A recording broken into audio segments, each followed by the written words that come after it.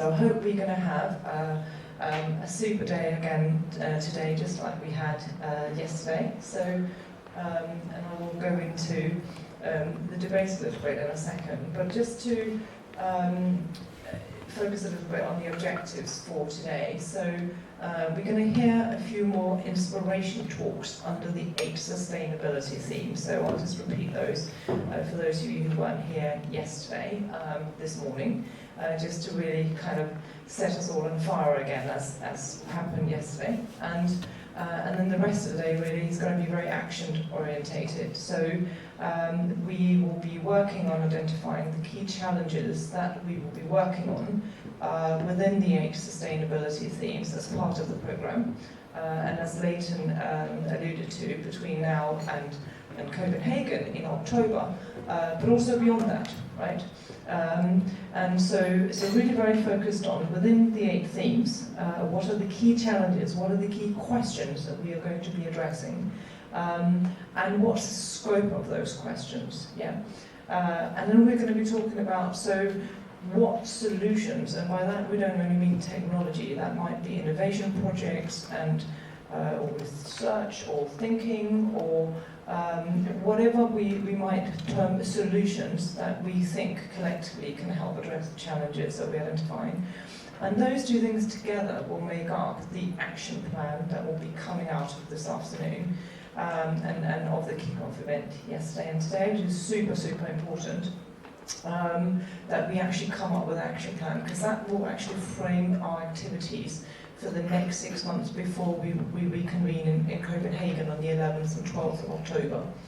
And as you might recall from what I was saying yesterday, and to those of you who weren't here, the kinds of areas that we're going to be working in is really the cross sections, the matrix of innovation projects, smart city solutions, data solutions, urban data sharing platforms, and digital competences under the 8 sustainability themes. Yeah, so that's what we're going to be focused on.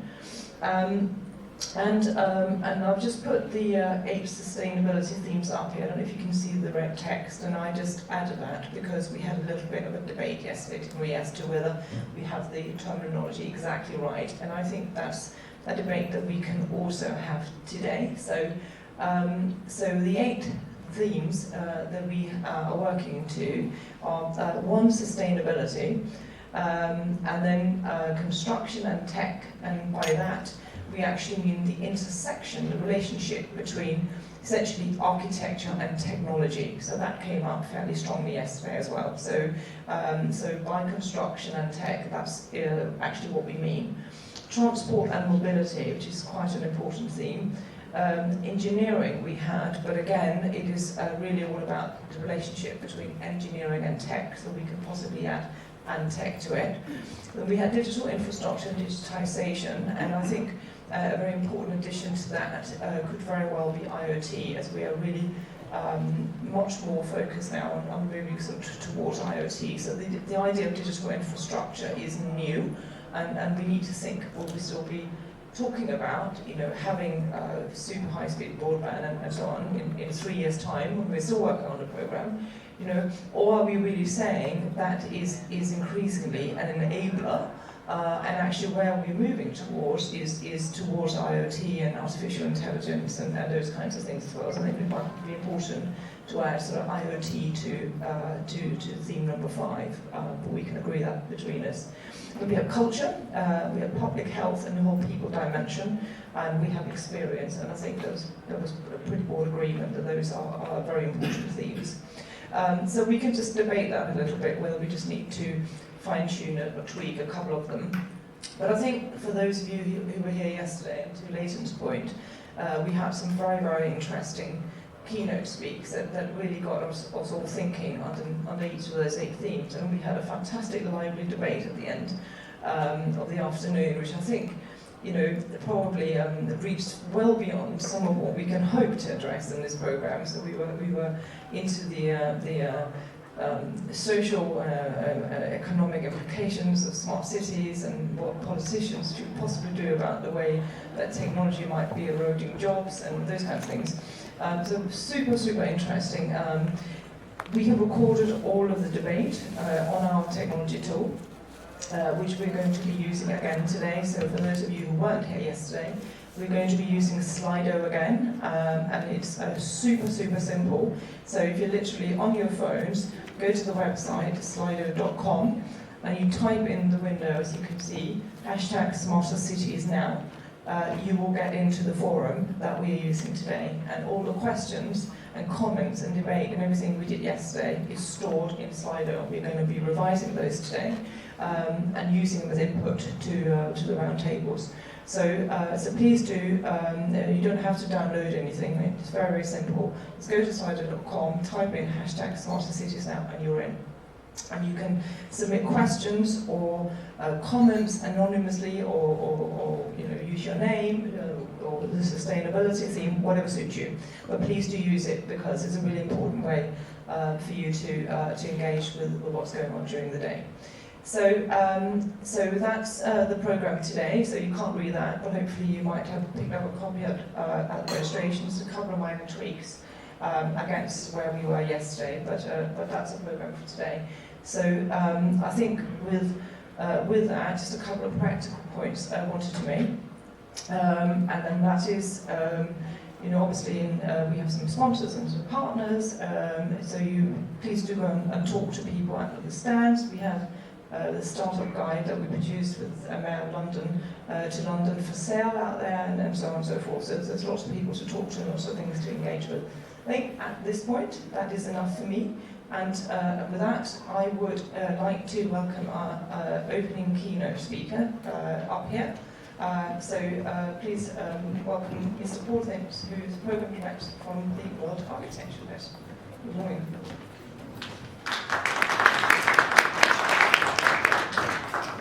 Thank you very much, Jeanette and Leighton. A pleasure to be here. I don't know if I'm going to use a clicker or if somebody's going to do that for me. Actually, can you do it for me? Let's take the first slide. I'm here wearing a sort of World Architecture Festival hat. For those of you who don't know, that programme's been going. We launched it in 2008 in Barcelona. So let's take the first slide. Thank you. Actually, there's one earlier than that. Yeah, let's have that one with the pigeons. Well, here we are in London, which in a sense is a good example of a sustainable city. In this sense, it was the world's first industrialised city. It's still with us. And actually, after a period of declining population, it is growing like Topsy. We don't have the housing yet to match need, but we've certainly invested huge amounts in transport, and London has some sort of claim to be at least one of the world's most important triple cities, along with New York and Tokyo. How sustainable will it be? I want to make one point about sustainability. You can't second guess history. For hundreds of years, there were fishing villages in Britain. There were mining villages which looked for all the world as though they could last forever, and then all of a sudden, they're not. And I think there's a certain arrogance about making assumptions that you can do things, that you can guarantee the future. The only truth about the future is one of radical uncertainty. And just thinking about what's happened politically, economically and culturally in the world, or indeed in this town, over the last 50 years will give you absolute proof of that. Next. So WAF has been going for 10 years, and to help celebrate those 10 years, we looked at things which we think are going to affect architects in particular, and which architects are going to have some effect on over the next decade. And there's a lot of crossover with the 8 principles that Jeanette mentioned here. We've got 10 because we're 10-year-old. It's kind of flipped journalist way of thinking about the world. So let's have a rapid run through of the 10. And the first one, climate, energy and carbon. And most of these are sort of hybrids, because we think there are things that are separate but can be thought about in the same sort of way. So let's say in the 1970s everyone was worried about resource management and fossil fuels running out. Funny that hasn't happened at all, has it? But actually what we should have been worried about, and we didn't know anything about it at the time, was the effect of carbon on climate. And of course, the truth is that carbon analysis is only starting to come into its own, and all sorts of decisions about energy strategies have been made looking at energy in kind of silo conditions rather than thinking about the whole picture. You know, it's a bit like the idea that diesel was better than petrol. What it was, but only in one silo, which was about carbon, and in another silo it was a disaster. So all those London black cabs who were forced to, at vast expense, to buy diesel cabs are now being told they're enemies of the people. So you just have to be careful where the message is coming up from and whether it's looking at things in the round. Next. Water. Let's take a riverine environment, perhaps one of the most significant ones in the world, Bangladesh. Do you know there are parts of Bangladesh which is in a state of almost constant flood, but there are parts of that country where they have droughts. And again, one has to think about water in the round.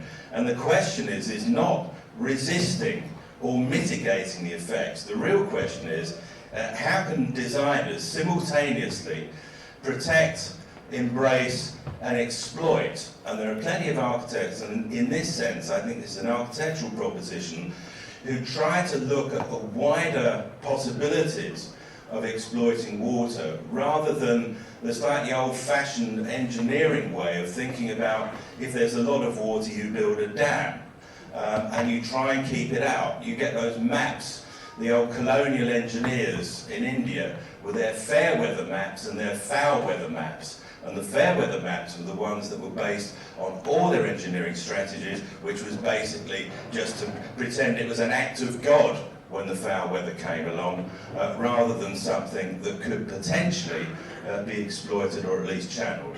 Next. Aging health, well, as mentioned, you know, the demographic changes are upon us, not just in terms of increasing population, but increased longevity. You know all this, but the implications of this, of course, are profound, both in terms of quantity and also quality. And you can't say that the same strategies for one culture or one religious group or one ethnic group are going to work for all. So this is one of those problems. It's a universal problem that does not have a universal solution, but it can have a universal strategy, which is to think about things in the round, in the particular context of where they're happening. And you only have to think about household formation and family structure and generational relationships to realise that one size most certainly does not fit all. The question of wellness, we assume that certainly in all the polluting countries that air quality will become more and more important, and as in this town, it actually wasn't planning strategies that cleaned London up, it was health strategies with the Clean Air Act that got rid of fog.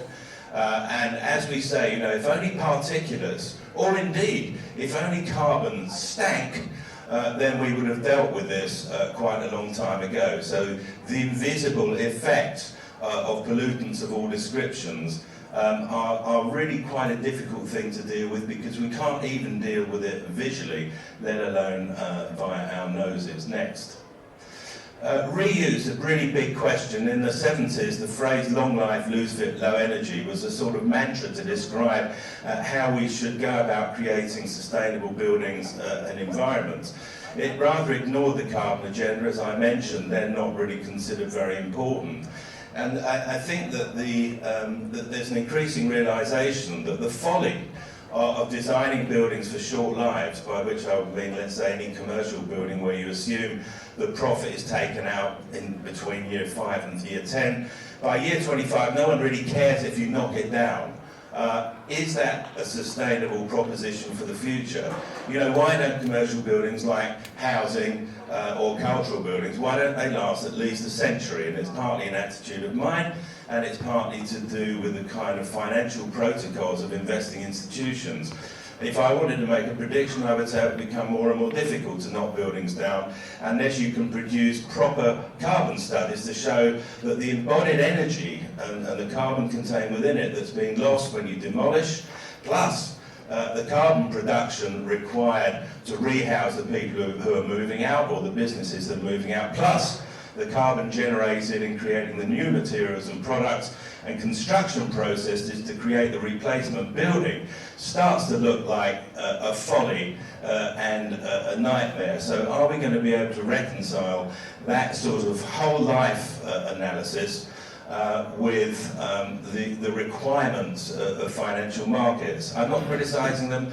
They do what they do, but they all do it within a context of some form of social and political responsibility. And frankly, the idea that we're going to carry on knocking things down after 15 years, I think is complete madness. Next.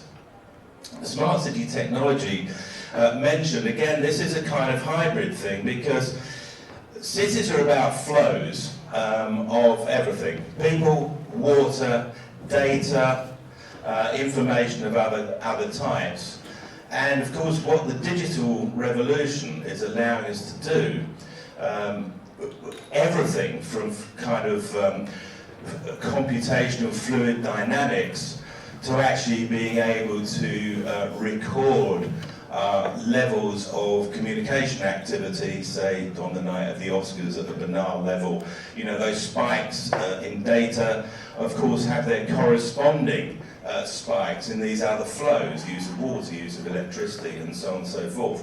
And the question is, in an entirely digitized environment, how you can create interactions between the individual and the collective, between the requirements of, let's say, transport on the one hand, and individual users on the other. The classic dilemma, what's your policy between the individual car user and the entire London Underground? And that, of course, does raise questions of social equity also. Next. Building technology itself, where we're already seeing the potential replacement of low-level work in design offices, basically by robotics or artificial drawing systems, for the stuff that's just knocking it out, factory style. What does that mean? Well, that means probably that architectural and design activity will move upstream, and there will be a greater concentration, a greater focus on creativity, on analysis of what the real problems are in relation to the creation of any building or group of buildings, or in particular city quarters, or even entire city strategies, so that there'll be a greater emphasis, I would suggest, or we would suggest, on thinking about things rather than low-level production drawings. And we think this is extremely exciting. Robotic construction, much talked about, is starting to come into its own. So those people who say, oh, well, you can't solve your housing problem because actually we haven't got the building workers. Well, there's a simple answer to that. There are lots of things where we don't have workers anymore. That's the history of Fordism, was the attempt in the first instance to allow people to do 5 times as much or 100 times as much as would be possible with their bare hands with the use of machinery. Exactly the same thing is happening with technology now. So who's to say that we won't be producing buildings that have been designed for robotic construction, a challenge all of its own, and that actually the only thing that will stop us building exactly as much as we want to is not the technology, it's not labour because we'll need less of it, it is in fact political will. Next. Cultural identity, how does one retain distinctiveness in increasingly homogenised environments? The common complaint that every high street in Britain looks the same. You can start to say that about every high street in Europe and up to a point in the world. It's the old sort of, it's the old postmodern thing, you know, the same difference everywhere. How do we cope with that? Well, one of the ways we cope with it is creative thinking by architects and designers, not just in the sense of, well, how will we rebrand or create a new brand, i.e. continuing that same old pattern, because if it's a new brand, it's just the same difference everywhere, all over again. And I think that there'll be probably an increasing desire on the part of cities and local communities to find their own way of expressing, and that will happen at least partly through the relationship with creatives. Next. So ethics and values, well, we did a whole edition of World Architecture Festival around the subject of value and values. That's to say, what's the economic, psychological, aesthetic, political value of architecture and construction and buildings. But on the other hand, what are the values that those architects and designers and builders and city leaders, what values might they have in common, which gives some sort of indication about where the tail starts to wag the dog. I mean, the arrogant idea that you can blame architects for all the problems of buildings or cities implies that they are uniquely responsible for them. I mean, of course, Cork would have liked to have been, but the reality is that the architects and designers are not responsible for these things. It's a whole combination of people, and it's a form of arrogance to suggest that it's merely a professional responsibility. And those questions about the proper relationship between the elected, the appointed, the commissioned, and what is the relationship between design and architecture? What's the unwritten contract between designers and the unknown third-party user who will be the recipient and user of what it is that designers do. For decades, or in the case of housing, for a century, 2 centuries, what is the nature of that relationship and what are the values on which it's founded? Next. Power and justice. When I say designing buildings of power like palaces, I mean sort of people's palaces rather than palaces for royalty. But we have in this town at the moment, as Nigel Coaswell knows, we have the great debate, what is the appropriate architectural expression for the Mother of Parliaments at Westminster? You know, a crumbling ruin which requires £4 billion spending on it to bring it up to 21st century standards. What are the buildings that those democratic houses go into while all that work's being carried out? Is that building any longer an appropriate expression of our constitution when essentially it is a hymn to monarchy, aristocracy, and then sort of as a third factor, the elected representatives in the House of Commons? Is that a sustainable model? And actually, is the way we govern ourselves inevitably represented by the architecture of the buildings in which that governance takes place? And of course, designing for social equity, which comes back to the question of values. How exactly are you supposed to cope with a condition where we're constantly being told that the only way that we can house Londoners decently is to slash space standards, slash building regulations, get rid of fire regulations, and impose kind of kennel conditions on ordinary people? And you know what, all the people designing this, and all the politicians who say this is a really good idea, all live in 4 or 5 bedroom, spacious Victorian and Edwardian, and in some cases Elizabethan manor houses. I mean, they are disgusting hypocrites, and I think it's about time actually that the design profession said, do you know what, we want to design places that we will be happy to live in ourselves. I don't see any architect I know living in one of these hutches unless they're renting right at the start of their career and they're desperate and can't get anything else. Next. And this is the final one, because I think for designers, we're already starting to see you walk into an architect's office and there are, inevitably, it's the younger designers walking around with the visors on their head, and they are actually designing sort of, you might say 4-dimensionally, let alone 3-dimensionally. What is the effect of that going to be on the sort of spaces that we make? I think this is going to have a huge effect on interior design before anything else, because actually it's the experience of interiors. And after all, I mean, architecture is the manipulation of 3-dimensional space through time. It's the manipulation of what one feels inside that building.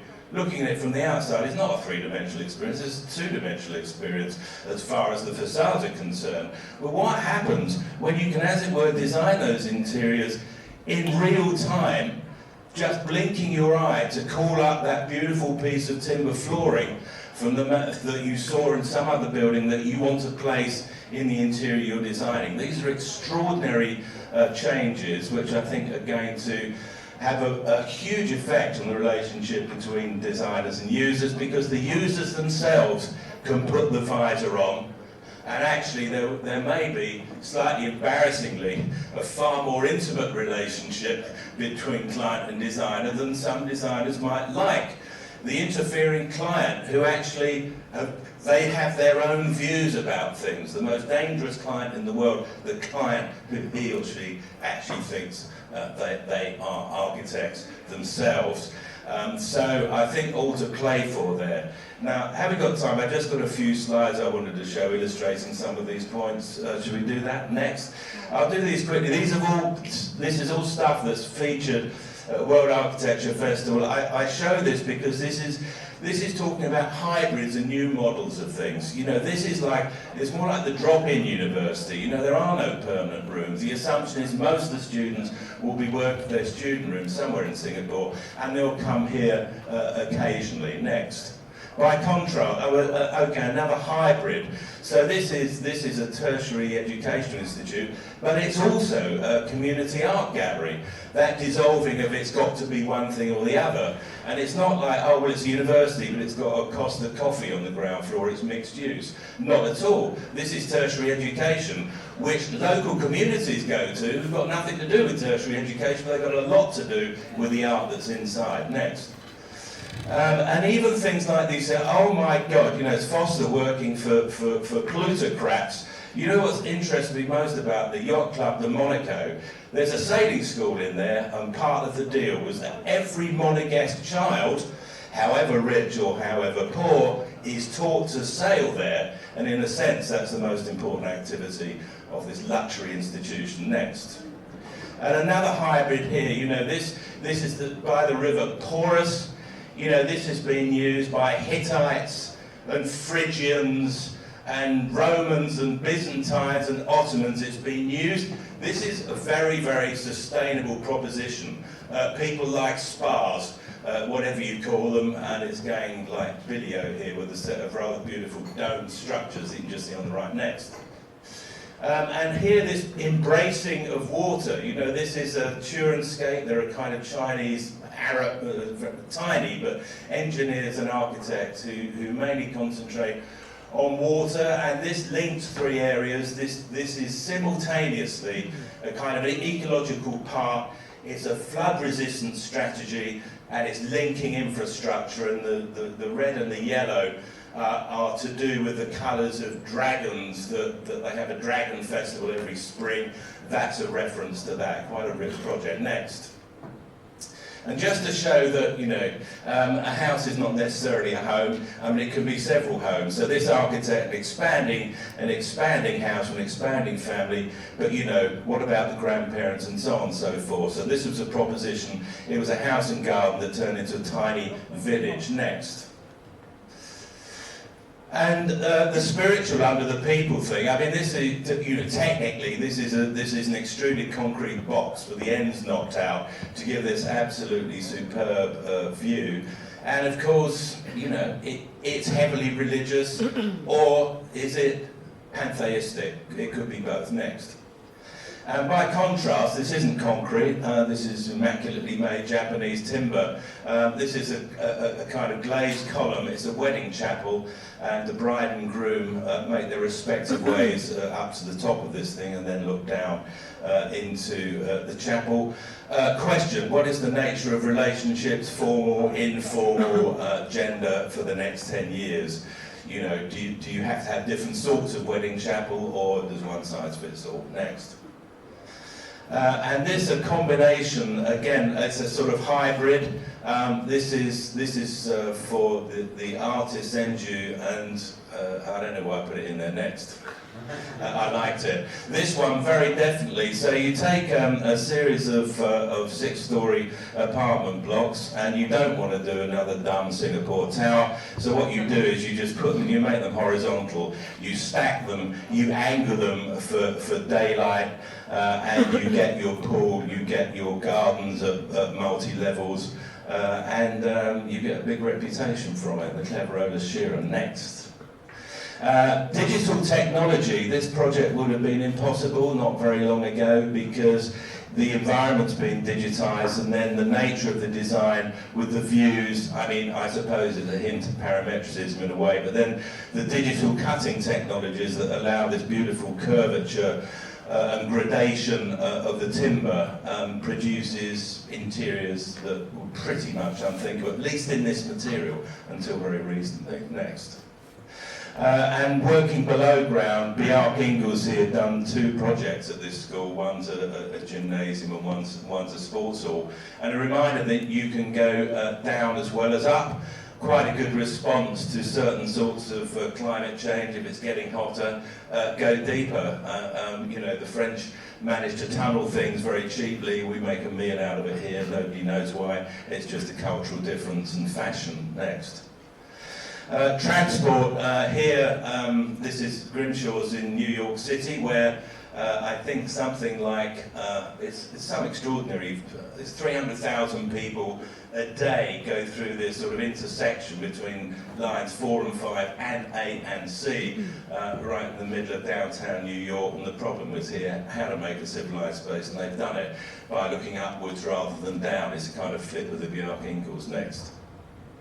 And finally, Herzog and Namur. This has got nothing to do with New Zealand. This is North Zealand in Denmark, and this was their shot at doing that kind of evidence-based design. People who get views of nature out of their hospital window get cured faster, and there's so much evidence around the world that that is the case.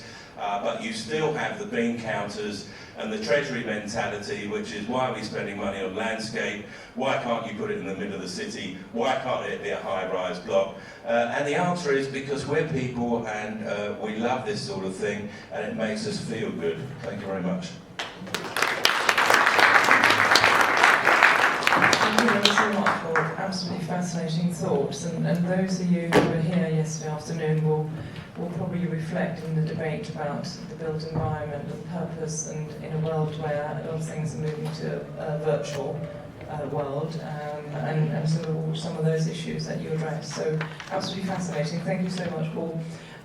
So moving swiftly forward, I think we're just going to switch laptops for a second, and I will just introduce you while you do that. So our next speaker to kick off the sustainability theme keynote is Hakanaka, who is an associate director at Benoit. Thank you so much for coming.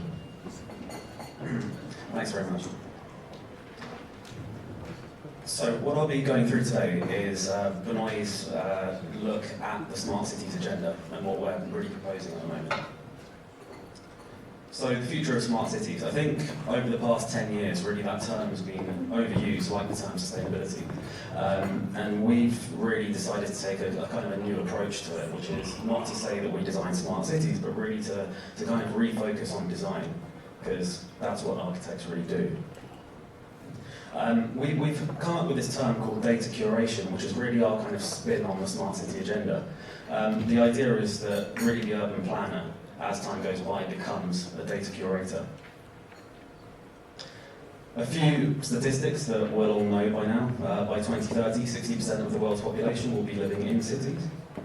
There'll be 41 megacities with over 10 million inhabitants. Really, that tells us that people should start to be at the centre of the agenda. Istanbul, Europe's largest city, will rise to 18.5 million people. Urban and city planning is really more critical than ever, and utilising technology to the best of our means is going to be essential. 90% of the world's data has been generated over the last 2 years, and I'm aware that really that statistic's been used for about 3 or 4 years now, so I imagine that number's closer to 95% of the world's data has been generated over the past 2 months. This data is currently massively underutilised. As architects and planners, I think, we need to admit that that's the case. A lot of firms and a lot of practitioners and people in academia say that we use it more than we really do. We really need to tap into this data and learn lessons from this vital source of information that we didn't used to have. So how are we currently practicing architecture and urban design? I mean, this isn't that long ago, this is only 50 years ago, and I think CAD and BIM has really replaced previous methods of architectural design and delivery. Probably today in a practice, 1 or 2 Revit technicians could do as much as the people in this room, probably not as well, but just in terms of efficiency. I think in terms of urban planning, we're still at this stage, and really we are still drawing out our cities and still using pretty primitive methods. So it's time to really urgently change the process of the master plan in order to effectively accommodate for this rapid urban growth. And utilising the potential of technology and data on the city scale is really a major part of that. So what are the main components of a new city design process? Now this should be differentiated from what makes up a city. These are simply how you design a city. We've got the concepts, the physical constraints, the numerical targets, existing proposals, and as always, there's always a client that you need to think about, and that always sits outside of these key components. But what make up a new city? Well, there's really 4 pillars to any city. There's placemaking, infrastructure, natural environment, and people. Within those, there's subsets that I won't go into because I know I'm on a short time scale. So placemaking, infrastructure, natural environment, and obviously people. And really the point of this talk is just to emphasise the fact that we're not really utilising the information that we can grab from people at the moment. So these form the core of our focus at the city scale. And as many other firms are doing, we're now utilising analysis tools, GIS, parametric modelling, doing our best to really push that agenda as far as possible. However, most commonly the component that has the least input to the design process is the people that live in it. So here let's just look at your standard components. You have your landscape, your infrastructure and your placemaking. This is your typical urban design model. And often what's missing from this is the key 4th component. And it's really never taking a part in that design process. And that's really now what we're trying to do, and I think that big data is the way that we can tap into that. Here, if we just zoom into part of that model, you can see there's traffic feeds, air and water quality feeds, social media feeds, public transport capacity feeds. There's so much information out there. And I think at this point, there's very few urban designers out there that are really tapping into that. But I like to think that we're one of those few. Translating this big data into relevant and usable information for the city plan will become not only a primary resource, but it will become part of the urban planner's job. The people are really the living, moving, tweeting assets of a city, and this provides us with invaluable feedback. Until now, this information has been relatively unattainable. So GIS and parametric generative massing tools, these all really allow us to produce master plans more efficiently, so that we can really spend more of our time on the vital task of tapping into big data around us. So they are really intrinsically linked. The urban planner therefore becomes a data curator. We're now starting to create big data in partnership with data analytics firms at Benoit. We've just partnered up with Habitatum, who's a Russian firm who's just moved to New York. They have a partnership with Vodafone, so they can tap into about 10 million handsets across the country, and we can really see the live movement of people. But it's not just movement, it's also semantic data. So if they like things on Instagram, or if they like things on Facebook, that information can actually be pulled. So this is how they do it. They take the data sources, whether it's social media, whether it's apps, Wi-Fi networks, cell phone data networks, environmental sensors, open data, and they aggregate it, validate it, analyze it, and then using algorithms that are way beyond, the talents of an architect. They visualize it, and then the architect, the planner, can then use that to start creating better design. Because we're a visual profession, and these binary codes on the left that they get from Vodafone or whichever mobile operator they use, they translate that into graphics that we can then utilize when we master plan. And this is one example of how that data might look. So in summary, how would this change the current design process? I think at the moment the way it works is we have a brief, we do a pretty standard site analysis, we'll have 3 options, we'll pick a preferred option.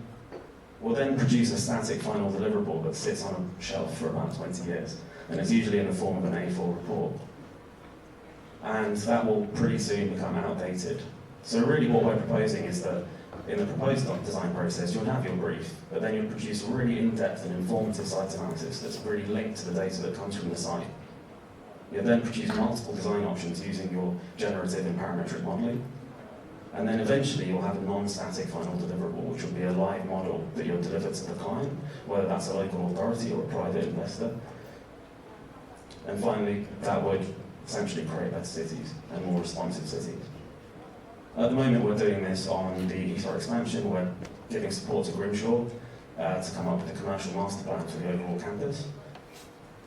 And really at the core of our intervention at Heathrow, we're looking at the 4 or 5 major stakeholders who are the community, the passengers, Team Heathrow and the revenue generators. And we're trying to pull out as much data as we can from these kind of 4 users to influence our master plan.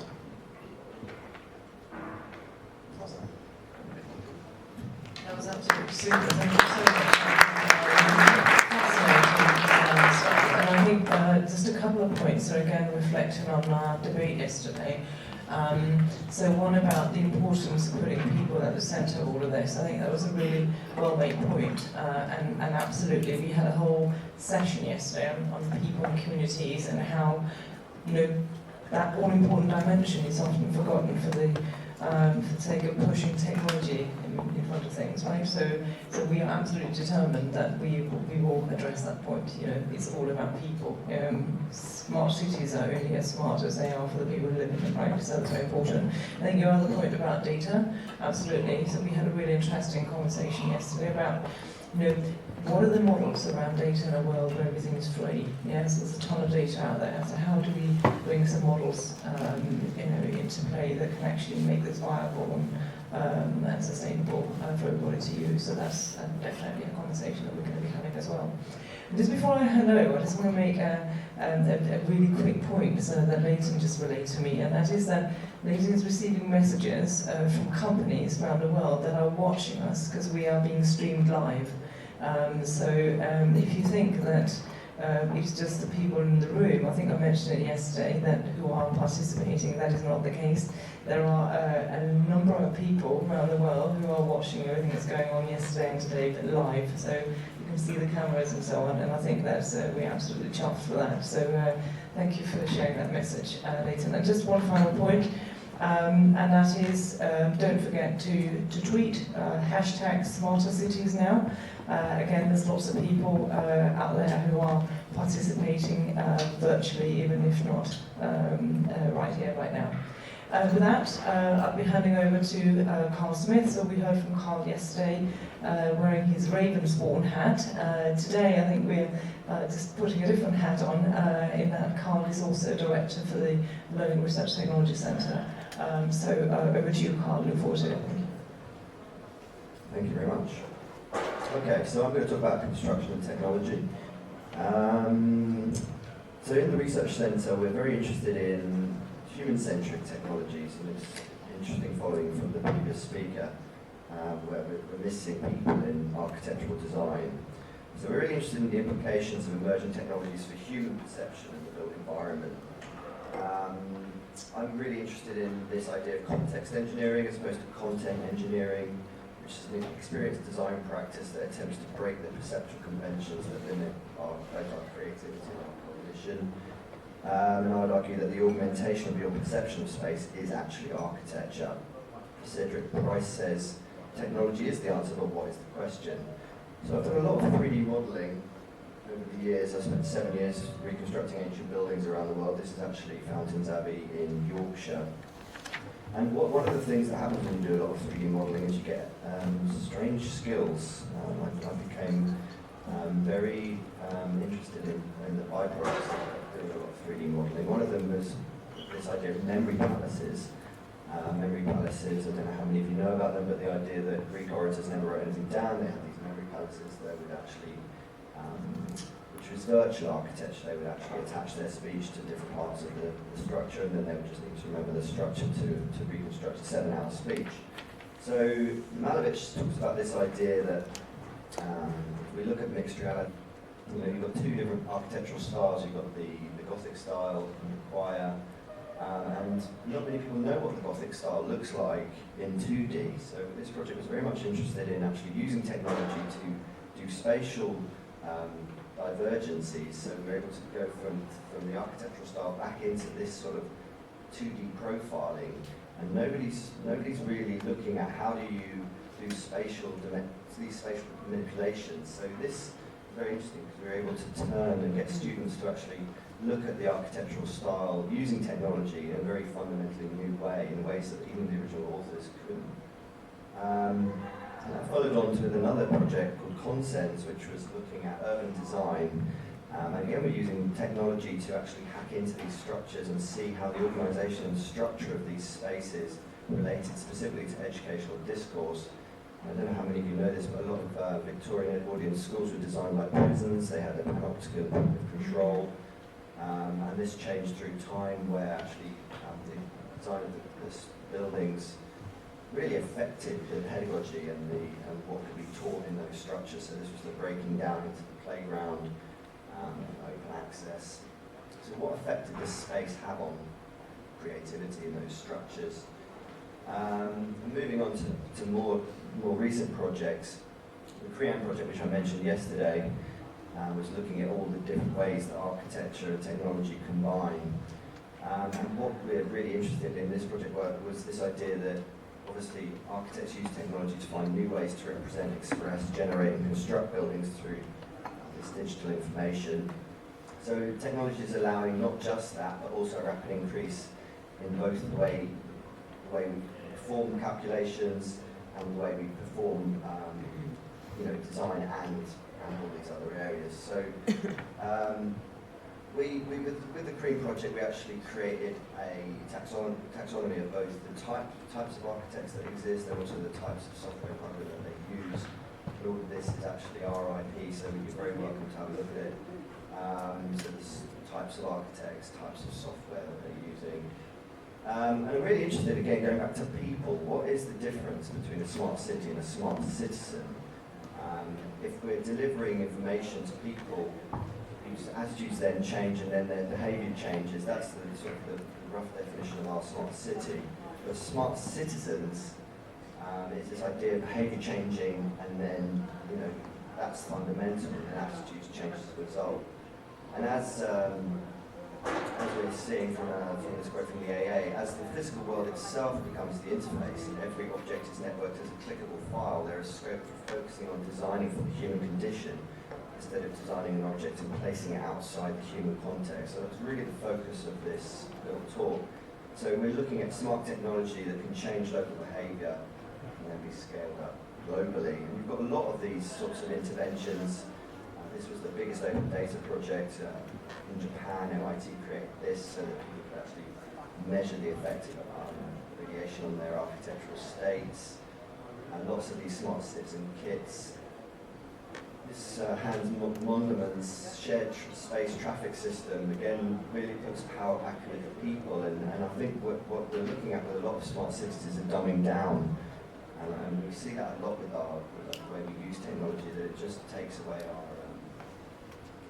our mobility and our ability to decide for ourselves. So looking around the world, we looked at gamification in terms of architecture and design of urban spaces, where you actually got in places like Taiwan, where in order to stop people, dog owners from messing around with their dogs, they literally turn, they're performing alchemy with technology and architecture. I'm really interested in biomimicry as a design strategy for architectural design, and also things like earthships. I've been on an earthship course in Brighton, and what's the most depressing thing about earthships? There's one in England, there's one in France, there's one in Germany, and why aren't they taking off? When you've got these systems in place, and I argued yesterday, one of the biggest problems is that we've got so much regulation with architecture, we've got so much in terms of technological innovation that can transform architecture, but the problem is all the red tape around it and the expense. So one of the other really interesting areas that the Crean project found out was that when you've got these abilities to apply technology to architecture, for instance VR, if you're looking at VR as a way of seeing the building, a lot of architects don't really want you to continuously change the structure. They want some sort of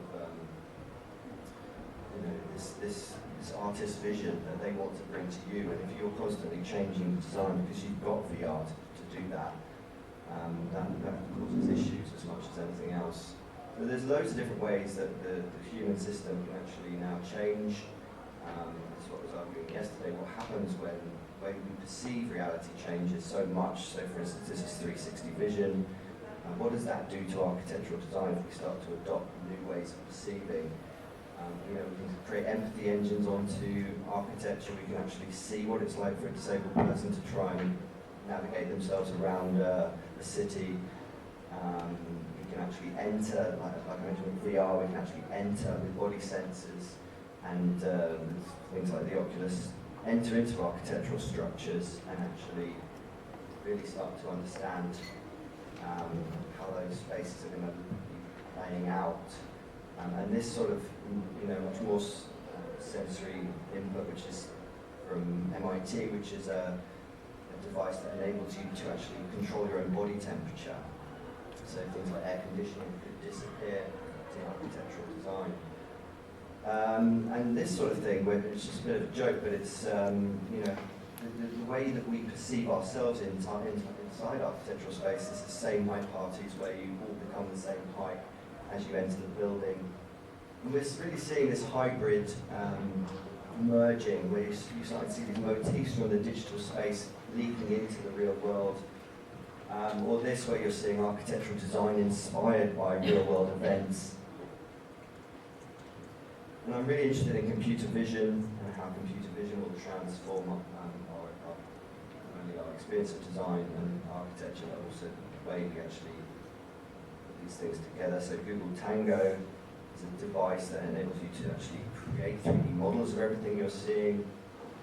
And what are the implications when we can actually, if you think about architectural design in terms of IP, when we can actually capture a building and then maybe capture 10 buildings and then start to merge those buildings together in order to actually, create these hybrid spaces.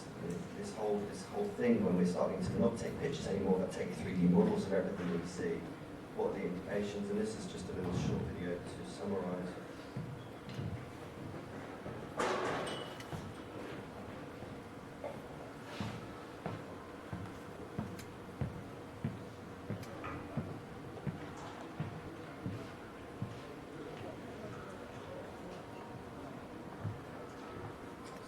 The typical augmented reality metaphor, these information bubbles that didn't really work. And what I've just shown you is this parallel tracking and mapping with computer vision, which enables you to actually capture a space in real time.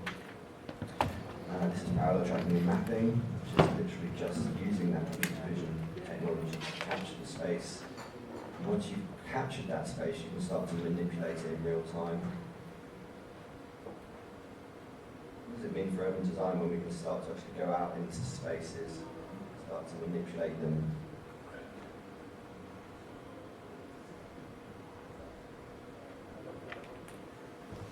So this is both sort of an ability but also a concern, because we all have this personalised worldview. If you can imagine your glasses will create 3D models of everything you see.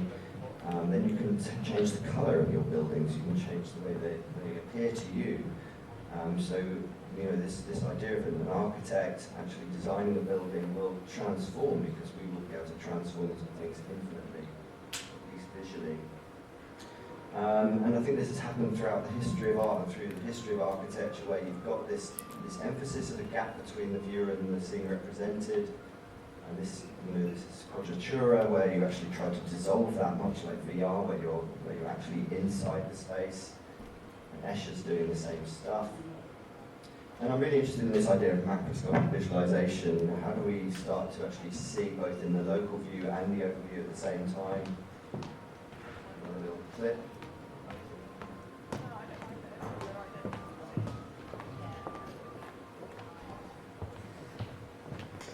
So this is a form of visualization where these footballers are only seeing from the bird's eye view.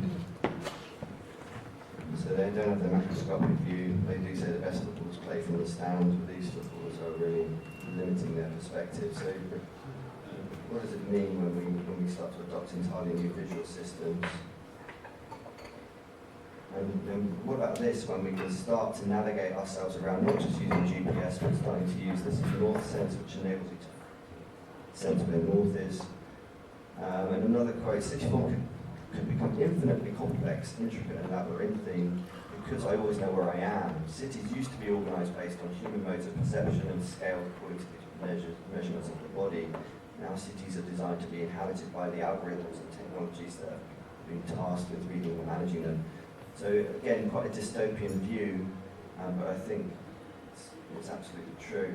Another little clip that was mentioned by the previous speaker, this idea of using things like augmented reality. We've got a holoportal outside, which uses HoloLens.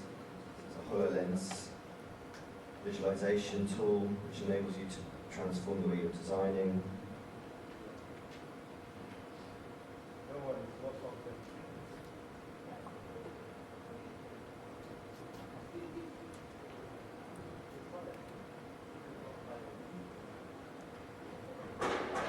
So I think AR rather than VR is absolutely the killer app for architectural design.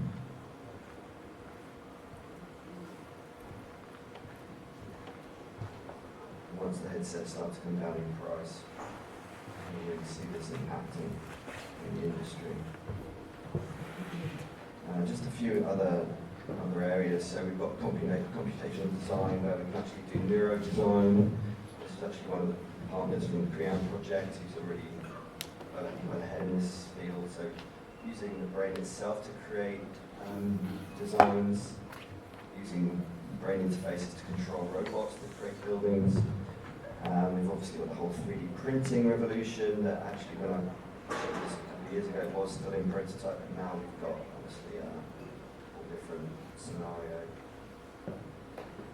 One more thing.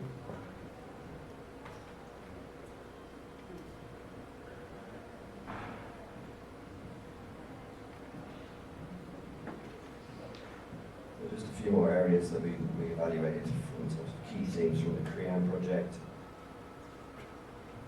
So this idea of communication in terms of the technologies, this idea of multi-stakeholder engagement, also promote transparency of the architectural process, which I've touched upon. This idea of semiotic transparency, also facilitate non-specialist and specialist stakeholders to understand each other. Dissemination tools, to promote interdisciplinarity and collaboration. Cloud sharing, cloud platforms to facilitate instant distribution of information between tools. Discovery and collaboration platforms, and big data management tools which facilitate the analysis of big data.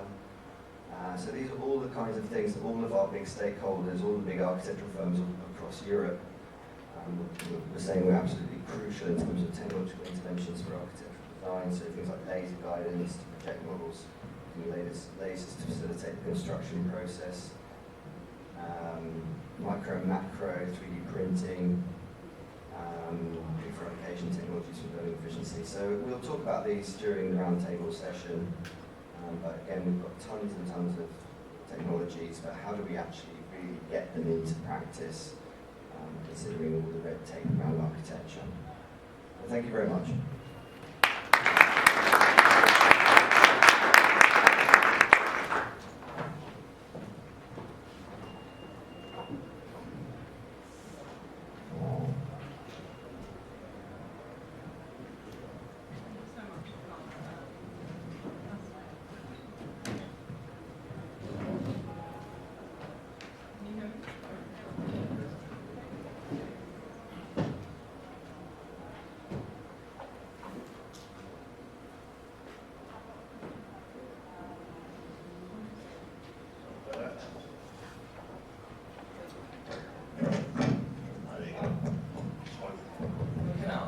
Thank you so much, Carl. Fascinating. Same as yesterday, and I think it's a really interesting thought for those of us who don't have our roots in architecture. I definitely learned a huge amount there, so thank you so much. Next up, very warm welcome to Lola Fernandez from Digital Greenwich. So we are in Greenwich, obviously, and Greenwich Council, the Royal Borough of Greenwich, doing a huge amounts of fascinating work in and around the smart city area. So we're really, really happy and delighted to have Lola here with us to share some of what's going on in Greenwich. Thank you and welcome to you. Venice to share part of our journey to become a smarter borough with you today. My presentation today will be about how Greenwich is planning for connected and autonomous vehicles. We initiated this strand of work around 2 years ago with the Gateway Project, which is an 8 million research project led by the Transport Research Laboratory, and its aim is to understand and overcome the technical, legal and societal challenges of implementing connected autonomous vehicles in our cityscapes. There are now some public trials running in the North Greenwich Peninsula until August this year. The vehicle used for the trials is the one you see in the image. These trials, for these first trials, the vehicle won't be sharing the road space with current vehicles, with normal vehicles. The vehicle will be running on the public realm along the River Thames. But obviously our ambition is to move the autonomous shuttle away from this artificial and laboratory environment and place it in a much more real context. So in parallel to the trials, the project is also exploring at some legal, insurance, cybersecurity and urban design and urban planning related challenges. So from a local authority point of view, our interest in connected and autonomous vehicles is twofold. First, we want to understand how they can help us improve the mobility services we offer to our citizens. And two, we want to understand their urban design and urban planning implications of their introduction in our cities. And to contextualize a bit more our approach, I think it's important to say that Greenwich is one of the 6 East London growth boroughs. Its population is been estimated to increase by a third in the next 15 years. And the borough is already suffering and having to face pressures on public space, pressures to deliver services to a rapidly growing number of citizens, and there are also growing demands from the civil society and the business community to become a congestion and emission-free zone.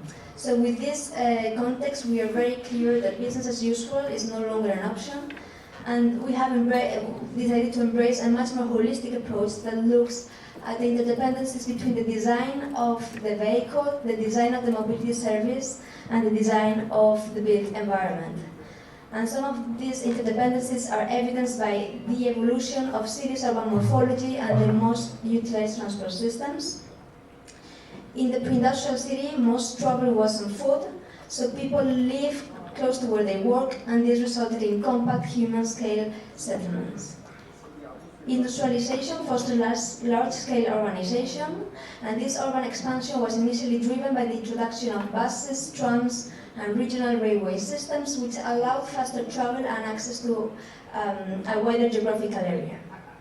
And then further technological knowledge, coupled with the reduction of mobility costs relative to incomes, allowed the widespread adoption of privately owned vehicles, and cities densify and expanded horizontally.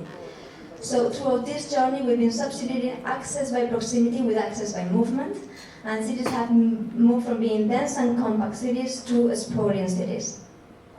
And this is the result in many cities around the world today. And I think it's important to note that at 50 kilometers per hour, private cars take 40 times more space than buses, and that private cars are idle most of the time and occupy 80% of the city's land area. So that isn't a very productive use of the asset, nor of the urban space. And if we continue this business as usual trend, the urban travel, which today constitutes approximately 60% of all kilometers traveled globally, will need to increase threefold by 2050. The urban areas, which today approximately occupy 3% of the planet's surface, will triple in just 30 years. And the space dedicated to parking in city centers, which is approximately 80% of the city center's land area, will need to grow the equivalent of the size of Denmark. So this business as usual trend is leading to further dedensification, greater congestion, and higher car and parking pressures on public space. And also these outcomes will be accompanied by a decrease of the city's productivity levels due to congestion and time loss in city trips. Also, projects in sprawling cities are more expensive because the provision of infrastructure per unit is more expensive at lower levels of urban density. From the social point of view, cities that are highly reliant on city trips tend to be less socially inclusive. There is a correlation between social class and transport modes. And then from the environmental point of view, even if in the future we assume that all cars were to be electric, sprawling cities need much more physical infrastructure in place, and they occupy the largest extensions of an area, and this obviously has negative impacts on the planet's natural resources. So in Greenwich, we are clear that we need a paradigm shift, and we need to stop thinking exclusively in terms of urban mobility and think more in terms of urban accessibility, which can be increased by working on the city's urban form and urban structure, through transport systems and networks, and by deploying digital infrastructure and new technologies. So how can we increase accessibility by working on the city's urban form? These are two examples of city models. The one on the left is a sprawl and segregation use city.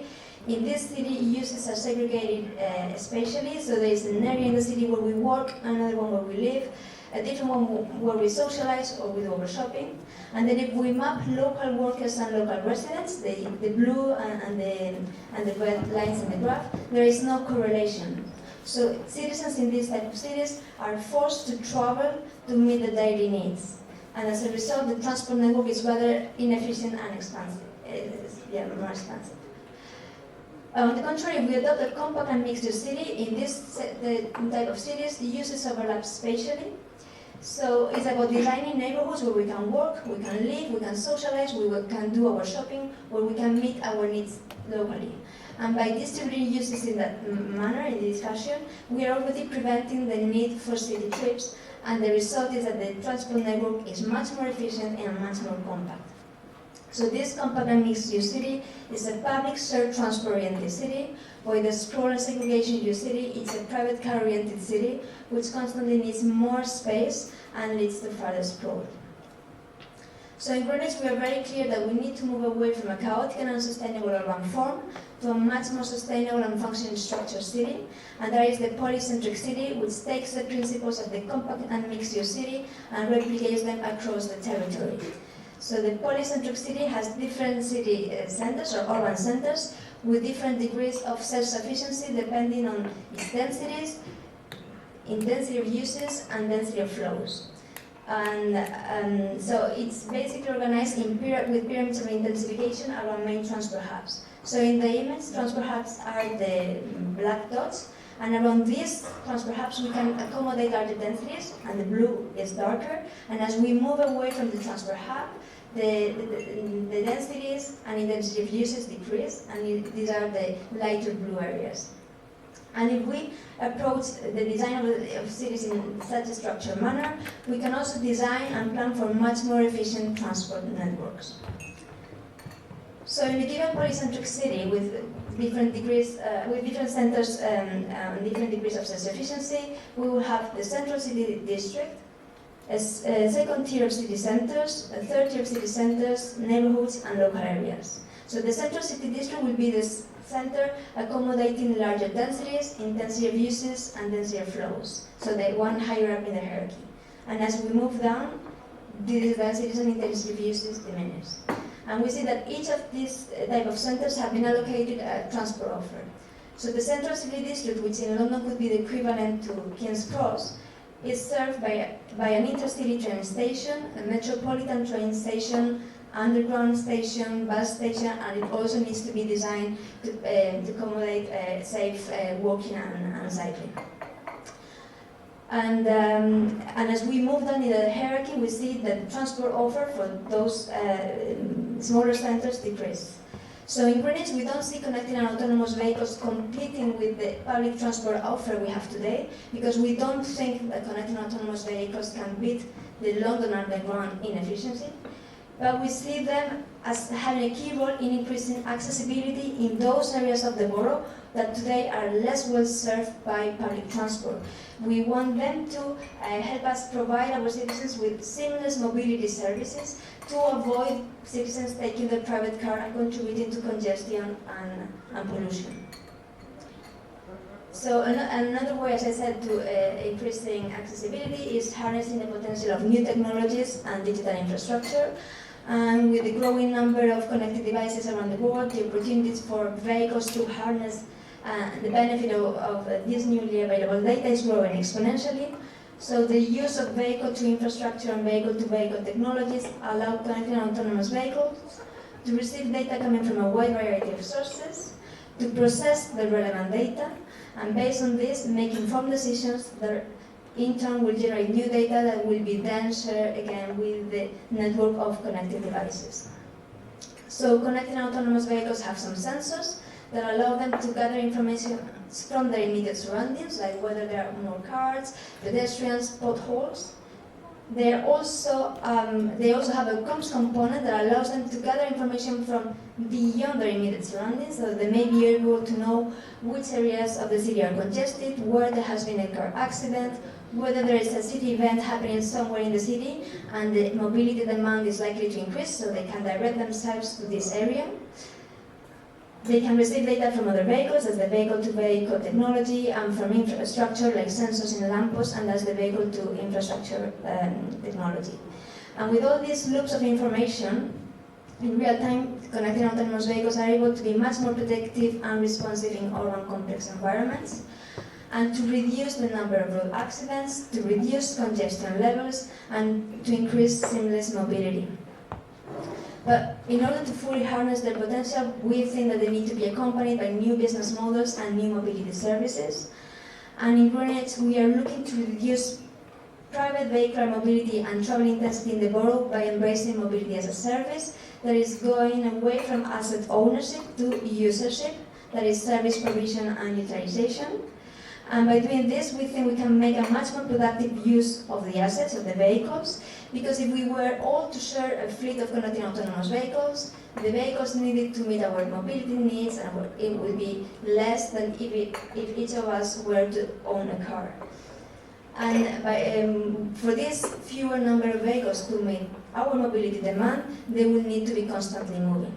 And that will allow us also to be much more, to manage the public space in a much more productive manner, because we could eliminate the space in cities that is today dedicated to parking, which we said before, 80% of the city center's land area, and make a much more productive use of it.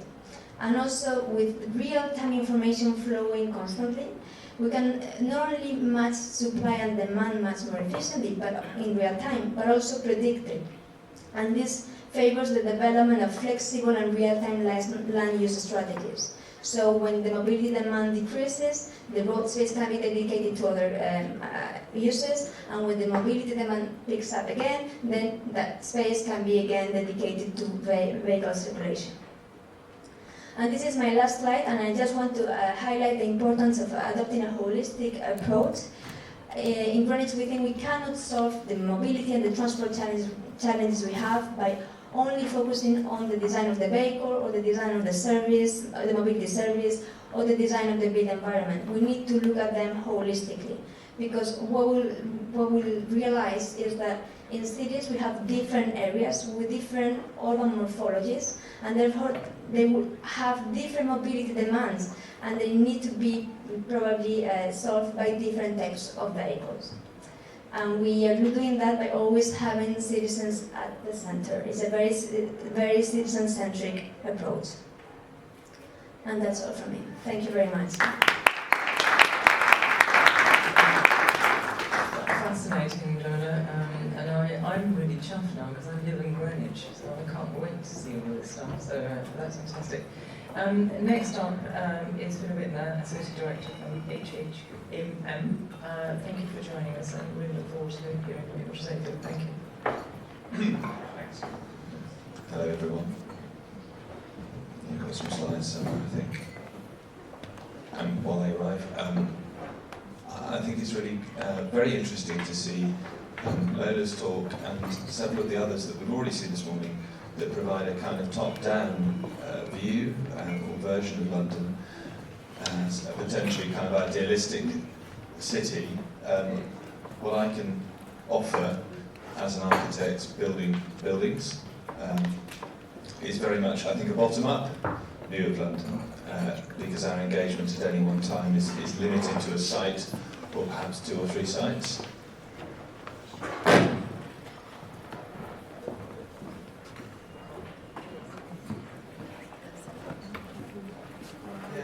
I think I saw it on there a second ago, and I have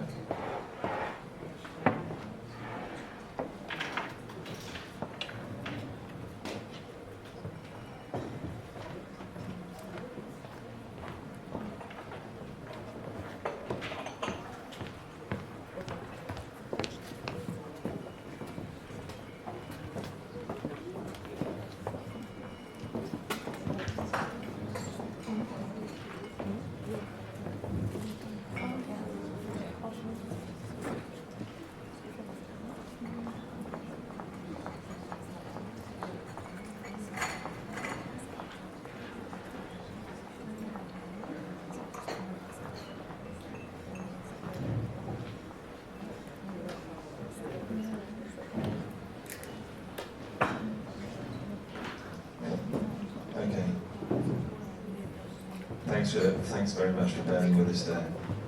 So this will pop up in a second, and we'll do. It's not a video.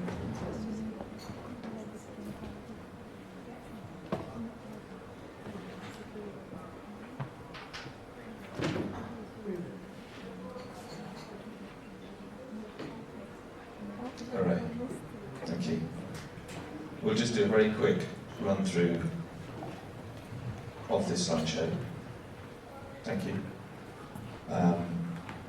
Which sets out some of the ideas about buildings specifically in London, that we've sort of adopted over the last few years, and perhaps can begin to answer some of the questions that Paul Finch raised in his introductory talk about what buildings might need to be, as we're going to be stuck with them for quite a long time. So to introduce myself, I work with AHMM Architects, and we've done, over 25 years, we've been fortunate enough to build an awful lot of buildings, generally throughout what we regard as a kind of enjoyable, sprawling, chaotic mess of a city, London, and not quite the kind of idealised, diagrammatic, perfect city that I think some of the other presenters might show you. And the one thing that I think I just wanted to make very clear is that a lot of the buildings that we have worked on and done and been very proud of over the last 25 years have been to work with existing buildings. This, for example, is an oblique photograph of the Met Police headquarters, New Scotland Yard, which reopened last week, albeit at a slightly sad time, but was of course a building of the 1930s designed by another architect. And so we regard this as being really part of being an architect now, certainly in this city, because the idea that you create a beautiful vision that is entirely new and of your own devising is something that I think thankfully we've moved on from and now need to be more clever than. But the enduring thing is the idea of the architect as a polymath who was able to bring together all of the potentially conflicting criteria that the building needs to fulfill. So, bearing in mind that many of these projects are here in this subject area, our subject area principally as a practice, and one of the two cities in dialogue today, we thought we'd just run through very briefly how we've got to where we are, rather than, in a sense, what might happen in the future. So just to be very clear, London, which is now a very large city, and as Paul says, a city that is growing like Topsy, is a city that has grown over 400 years from a pair of much smaller cities, really the size of everyday towns or even large villages, the City of Westminster, City of London, and grown and grown and grown. And this happened without the need for regulation. So we built buildings that looked probably like they needed to look, but weren't in some way classified as the buildings they were going to be. We built churches, factories, barracks, warehouses, transport buildings. And then just after the Second World War, along came the idea that the government would officially classify the buildings and in a sense tell us what we could and couldn't put on a particular site. So to take our stamping ground, which is Old Street, if you know it, in Clerkenwell, in the east part of central London, it was a kind of glorious mess, and then it was going to be in the London Plan, 1947, it was going to be a much more zoned and organised and calm series of boulevards and districts. Now, thankfully, this never quite came to happen, but at the same time, a number of other regulatory measures have been included. So, conservation areas, for example, a piece of regulation that is effectively trapping large areas of central London, at least, in aspic, fights against this idea that you might need to reorganise everything.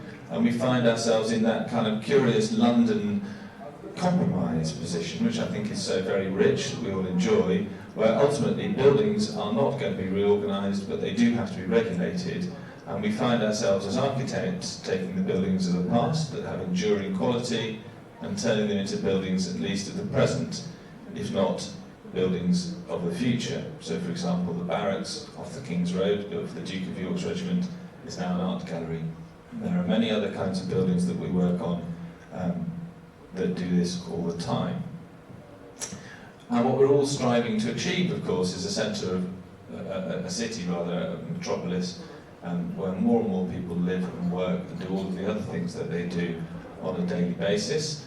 And historically, if we wanted to accommodate more people and more stuff, we'd build more buildings to do it in. Now, this is becoming quite difficult.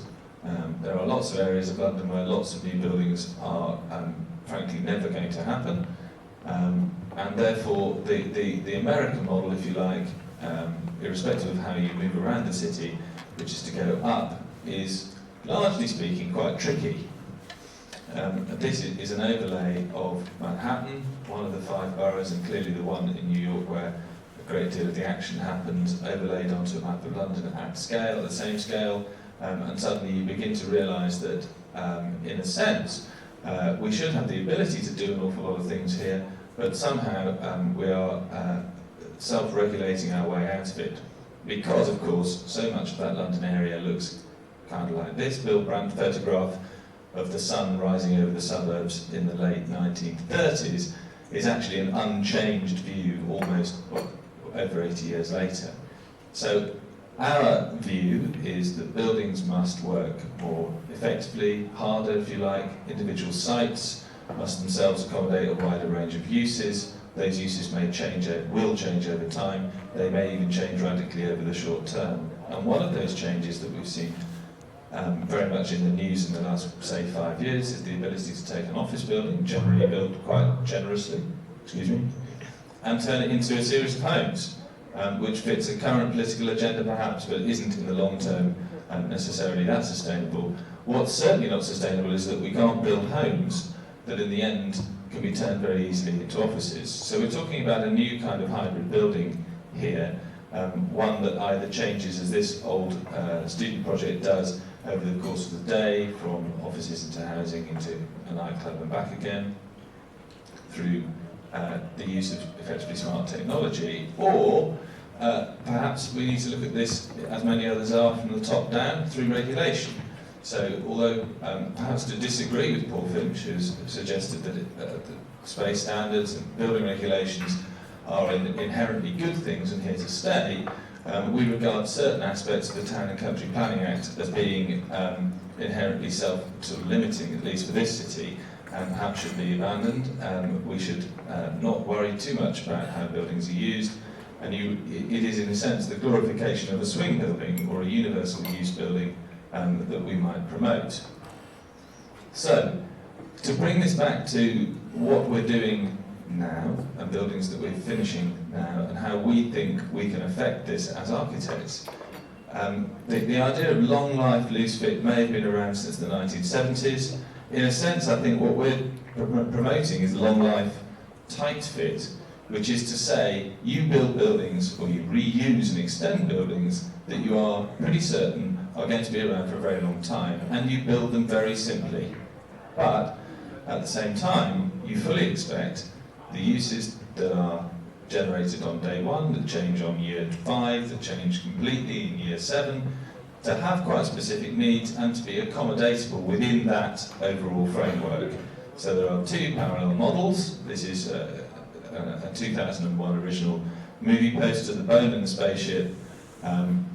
And one project that we're completing now will be finished in about 3-4 weeks from now at the Old Street roundabout on that map of Clerkenwell from the 1940s, is the White Collar Factory, which effectively builds that cave. It builds simple, flexible spaces developed with Arab that can accommodate all sorts of things, including the things we don't have any idea about yet. So this idea that the high-tech building, which I guess probably peaked with things like Foster's Hong Kong Shanghai Bank, where you pop a floor tile and it's like popping the bonnet of a Ferrari, are now moving on to being bigger, simpler, environmentally less demanding buildings, but buildings that can still be fitted out in a very high-tech way if that's what's required.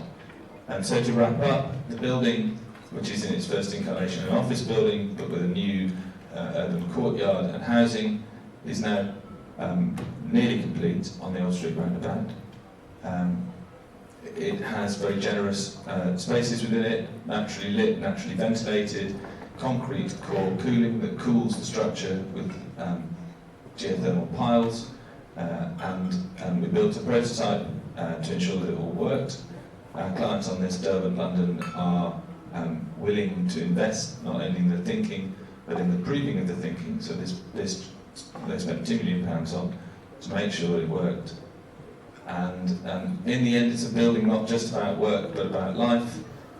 So it not only has the running track on the roof and a very, very large series of restaurants and other uses in the basement, but as I said, it then frames a new public space and connects through to others around the area. Thank you very much.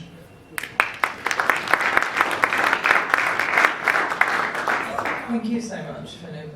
Again, super fascinating stuff. Moving swiftly over to Denise Scott-McDonald, really delighted to have you here, Denise. We're going to hear a little bit more about Greenwich. So Denise is actually the local Greenwich councillor who is responsible for this ward, as it were, that we are in right now, which is the Greenwich Peninsula. And always glad to have you. Thank you, Denise. All right. It's been really interesting today listening to all of you. I'm one of those politicians that people talk about. Sorry, I don't, as Paul talked about, I don't live in a really nice, luxurious house. I live in a very modest home. But my role here is really interesting because as a political person, there's three parts I'm very much involved with, and that's coming to events like this and hearing stuff about the future, as well as working at strategic level, which is my borough rider role. But at the same time, I also sit on planning, and in planning I sit there and look at all these documents that architects put before us and say yes or no, you can build. And in my third role as a political person is I also deal with all the complaints and all the issues that come from buildings that were approved a year ago, 5 years ago, 10 years ago, 20 years ago. So my role is, so I'm sitting here listening to all this, it's really fascinating because it's going to be an interesting conversation I will have with my local residents. And also some of you talked about people not being involved and people not being, and I think that's really key because that's the thing I hear a lot when I go knocking on the doors, when I go talking to people, is about why aren't they involved from the very beginning and the very start. So I think it's a good place to be. My job, which one do I push? This one? Yeah, okay. So my long job title is Cultural, Creative Industry and Community Wellbeing, which basically means to do with culture, all the architecture, all the historical stuff to do with the Naval College and the old Greenwich area, the libraries, the leisure centres, all sorts of things to do with culture and creative industries and community wellbeing and community groups. And before we move forward in our some of you, I live in Greenwich. A lot of times when I say the word Greenwich, people think of that old part of Greenwich, which is very historic culturally and important to the nation as well as to the local people. And for me, growing up in London, and a common thing that happened to so many people is when they came to Greenwich, you came to the park, you went up to the top of the park, you took a view, and everyone's got a photograph of Greenwich with a backdrop with beautiful palaces, the Queen's house behind them, and then you go back down, you get on a bus or back in a car, and you disappear. And that's actually a very common thing a lot of people have of Greenwich. They come here, they get out, they walk around the Naval College, go up the top of the hill, and come back down, and then they disappear, and they're gone. At the same time, our old views of libraries, I don't know about you, but I grew up in Lewisham, which is just down the road, and you walk into the library, really old building, some of you showed them in your slides, and someone went, shh, you can't talk. And but today, all those things are under challenge, and they have to change because of digital technology. Even the way we do tourism here in Greenwich has to be changed, and we're trying to do that as a borough. Even the way that we do culture and art and what the focal point of the borough is, because right now a lot of people still view Greenwich Old Town Centre as the place where culture is, which causes a tension in the borough, even as a political person. There's a lot of tension about which part of the borough is the most valuable. So my job as a cabinet member is to take on that challenge and to move it forward for a variety of reasons. And hopefully, I'm sorry I don't have lovely pretty pictures, and some of you had lots of pretty diagrams. I've got lots of words, but hopefully I can just speak often and we don't take too much. And also you've all been sitting here a long time, and I don't want to take up too much of your time. So the reason why it's important for us to change, because I think Lola talked about it earlier, we're experiencing huge growth, population growth. There's pressure on resources, and it's about meeting expectation and needs, and there's opportunities. Let me just do quickly what's Smart City, a place that has modern digital infrastructure. People want to live here, that's true. Has culture, share information, support innovation and digital innovation. I'm just going to rush past this one. As I talked about earlier, the World Heritage Site, 20 years, strong tourism economy, established attraction, mainly Greenwich, Cutty Sark, and extended tourism. So why? Why is it important? Culture, civilization. From ancient time, all civilization has featured cultural centres and venues to entertain local residents, bring communities together, from amphitheatres in Greece and Colosseum and gladiation setting of ancient Rome. So historically, we've got a place in our borough. Historically, we've got a role for the things like libraries. Historically, we've got a role for the community, what we've done. But this needs to be challenged. Digital development allows us not only to make and work and travel easier, but to connect with people across the globe and for entertainment. Already, 1 in 6 people in London work in arts and culture in the sector, and we want to grow that Royal Borough to create opportunities for jobs. The one thing we're doing is moving eastwards.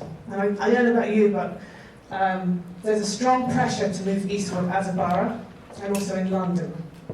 And one of our exciting projects coming up is the Woolwich Arsenal. Now, last week, if some of you watched the news, you saw the Woolwich Arsenal, which originally was a place where there was artillery, there were old artillery buildings which was being used.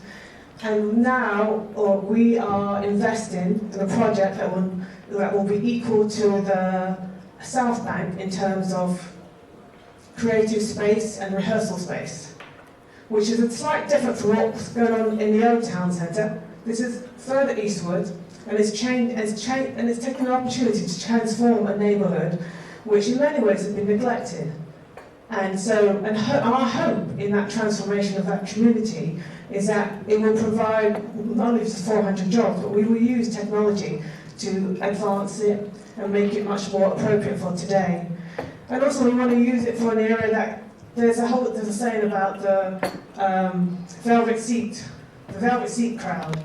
We don't want this cultural quarter or cultural district to be an area just for the traditional way of looking at culture.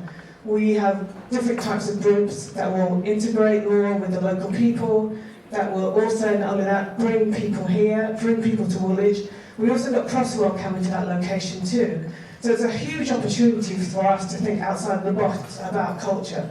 Instead of having the old model, which has been very much Greenwich Town Centre, also with the Greenwich Theatre, that old model, now we're thinking about Woolwich, which is a little bit more edgy, slightly more different than what's been going on before. And also, it's an opportunity to preserve the traditional architecture, but do something very modern, contemporary inside, that will also engage the community, and that include the old Greenwich with people of Woolwich, as well as including other people across the country and across London. Another thing that's going on in Woolwich is our libraries. And I know I'm not talking about it here, but our libraries, instead of that traditional model of libraries, we also are doing things like co-locations of libraries. where we have leisure and library facilities together using modern technology to bring people of different aspects together in one area. So for example, in Woolwich, which now is one of the most visited libraries in the country, where they're using computers and technology and people are using books and everything. But the biggest thing that people want to do is use their computers and get into that environment. And so our libraries too are doing very, very well. Also in terms of tourism, Woolwich also just got some funding from Arts Council for the next 3 years, over £270,000, to make Woolwich an area of destination, not just Greenwich Town Centre, but Woolwich too, to make it much more an area that's appealing and interesting. So we are looking for ideas if anyone wants to come forward with ideas. As I said before, it's about engaging people.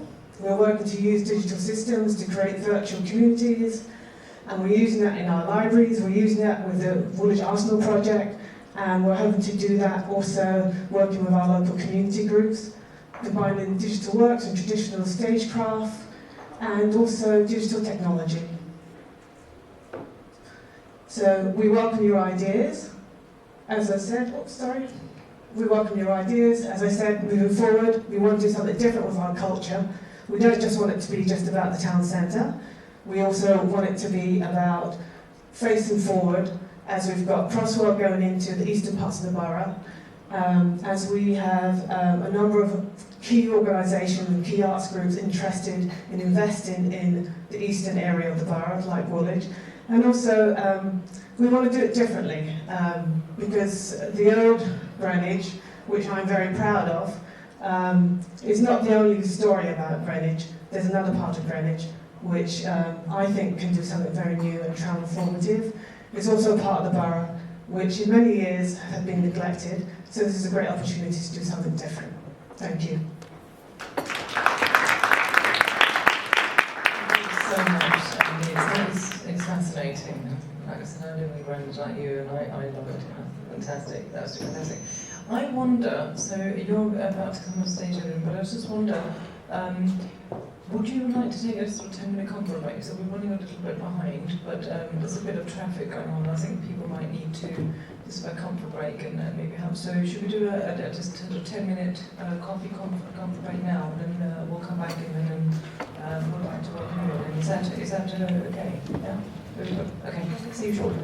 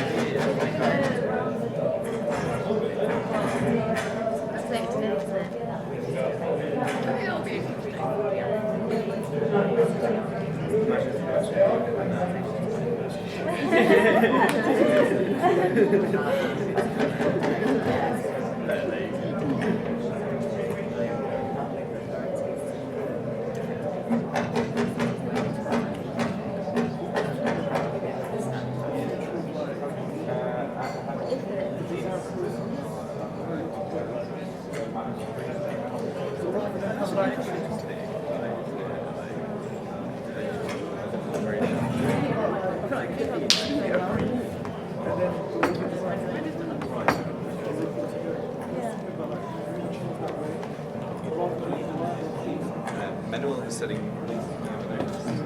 a census for waste management. So.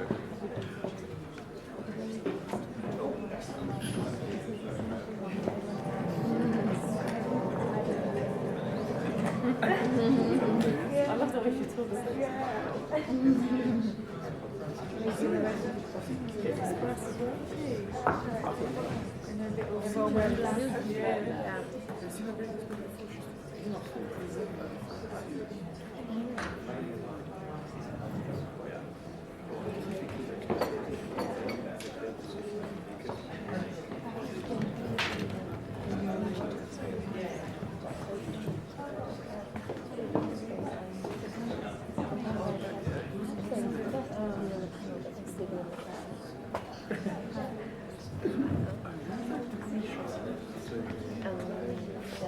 The one here is the 19th.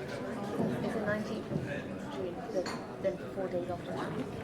And then, wait, I've got it on my phone, so I'm trying to actual. I'm trying to save it to your phone now. Ooh, that's exciting.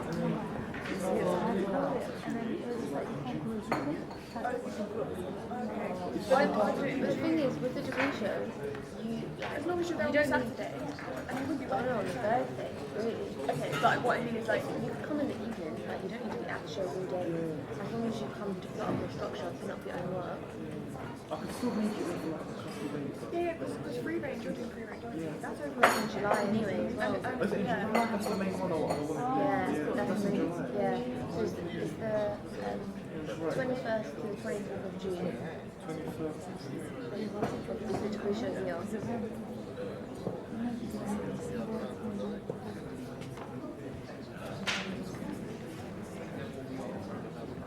And then the 5th to the 8th of July is new designers. I just haven't got coffee as well. No, I don't know if it's Yeah, the 5th to the 8th of July. And then the 12th to the 15th, the 12th to the 16th of July is free range. But we need to pin up and drop down, Yeah. so it's going to be 11. But you need to come like the day before and the day after. So it's like go up and down.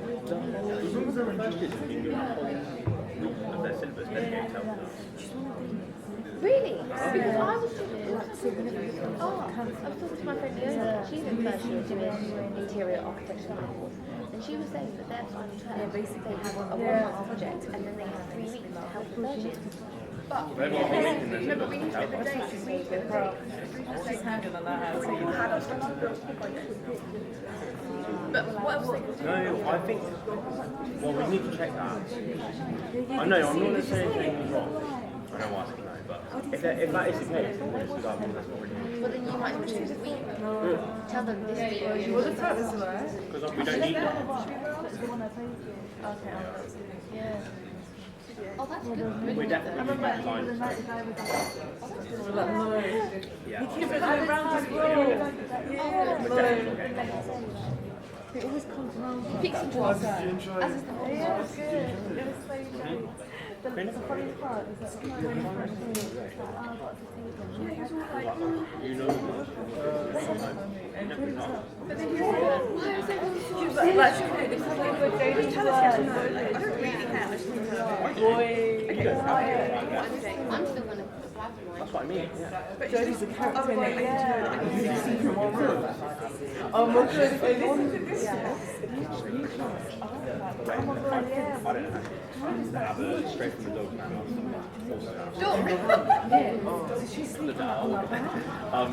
He said pretty much when he was looking up to the street. It's really to see that one line is like, I don't think you should.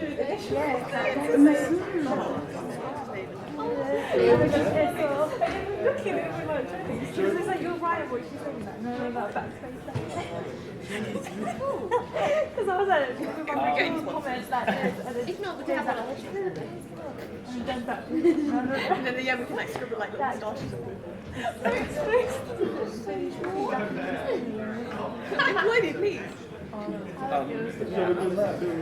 It was fun. I feel like I want to come around to it and maybe not get as drunk. Maybe remember a bit more. How about your face plant? Oh my god, I saved her. Again.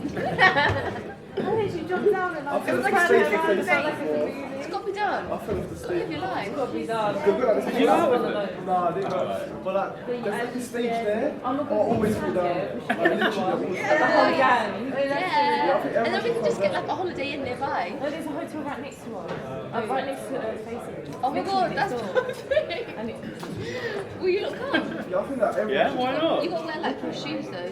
oh my god, And you got to take selfies. And you got to take selfies. I might have to come round before early. You can put me Yeah. Definitely a lot smaller than you. everyone's going to look like Essex guy. Oh, what, you're a sheep? Yeah, I'm size 9. We talk to they don't believe me spurting out stuff. Come and talk to them with me quickly. How do you want to like, come in there? I bet you're connected They lost to me. themselves. A guy asked Shane to take a picture of him. I know, I heard it. That's Why like is this so very weird, The though? funniest thing is one No.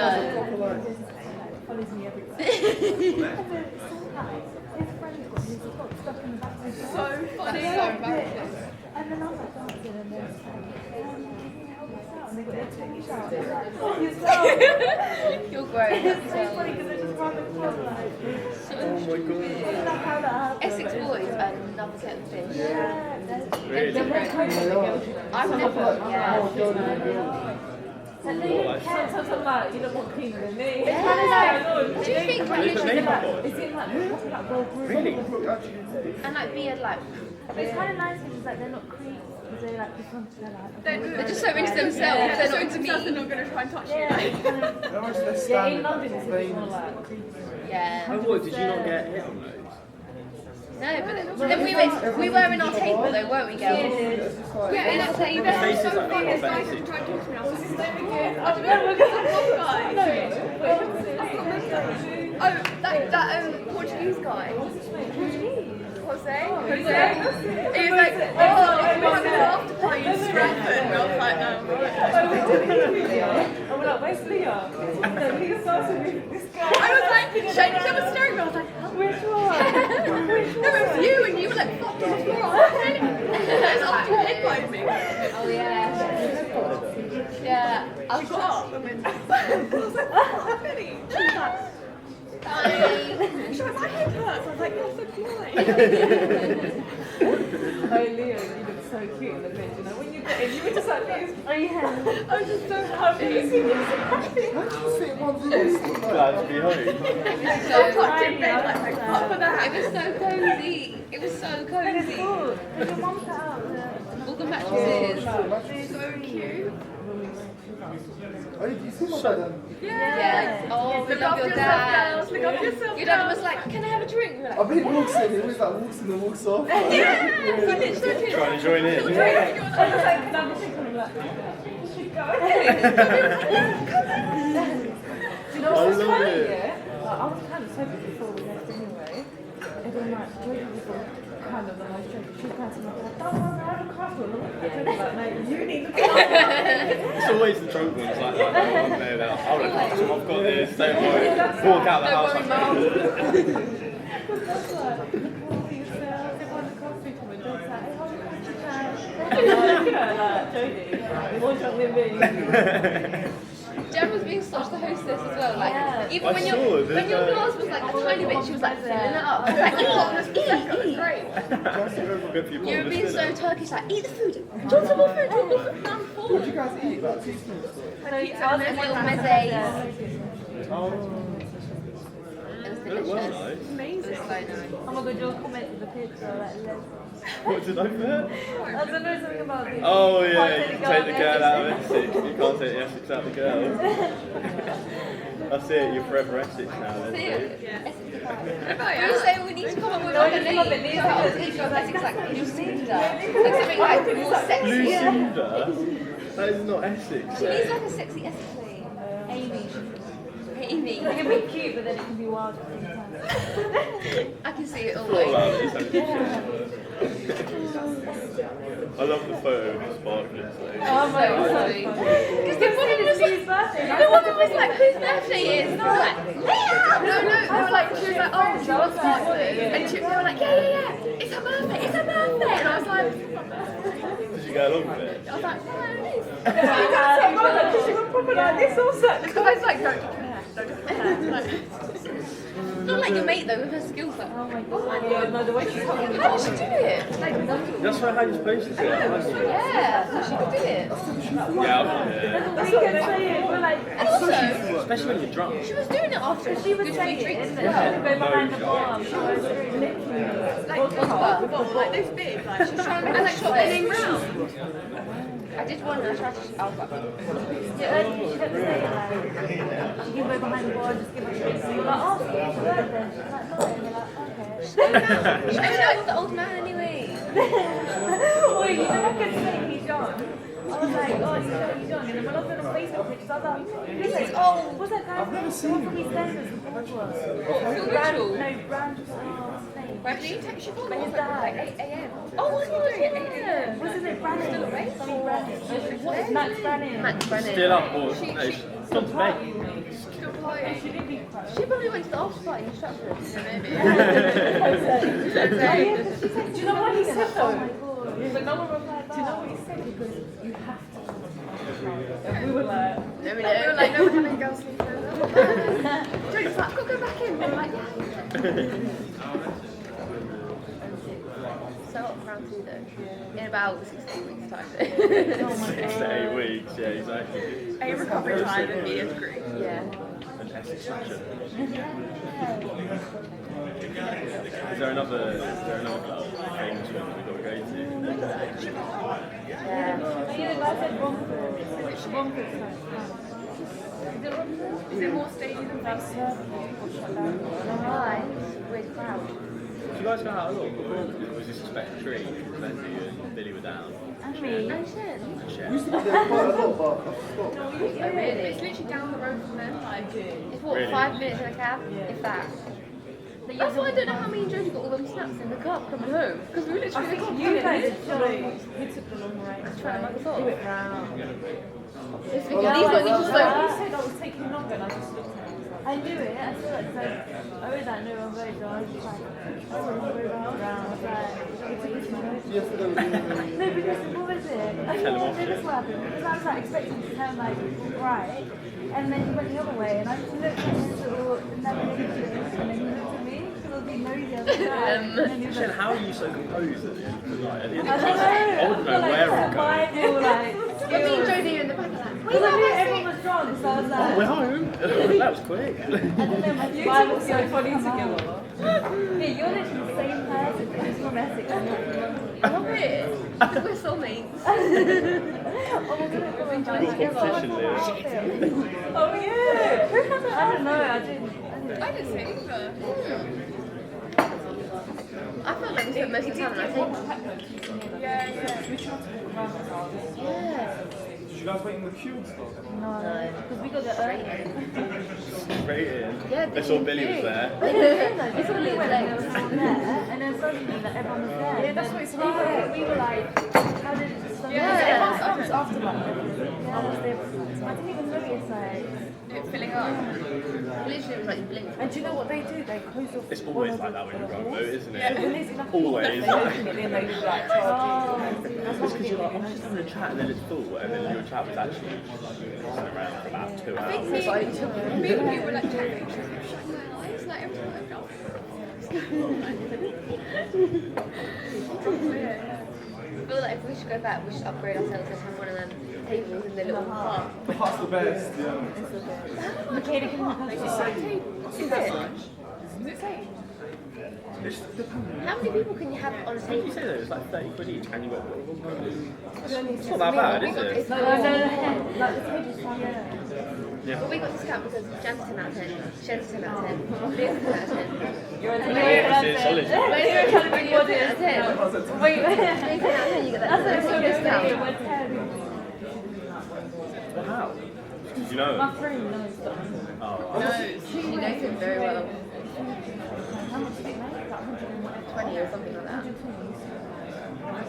On a Friday, but then But do you know what the He thing went, is? I'm going to check for the rest, and then he said, I'd love it if you said, all right then. Kind of worked out. Yeah, I get you. It's a nice gamble on her.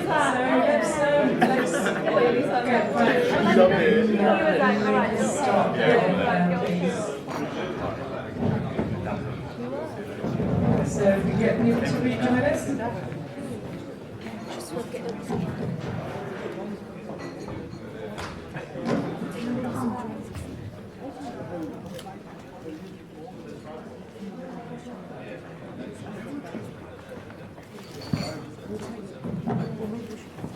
So if we can get the people outside to come back in, please.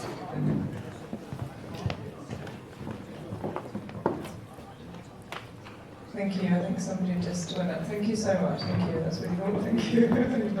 Okay. So I'm sure they will come back in just one moment. So just continuing, just briefly with the culture theme, which I think is really important given we talk so much about the importance of putting people at the centre of this.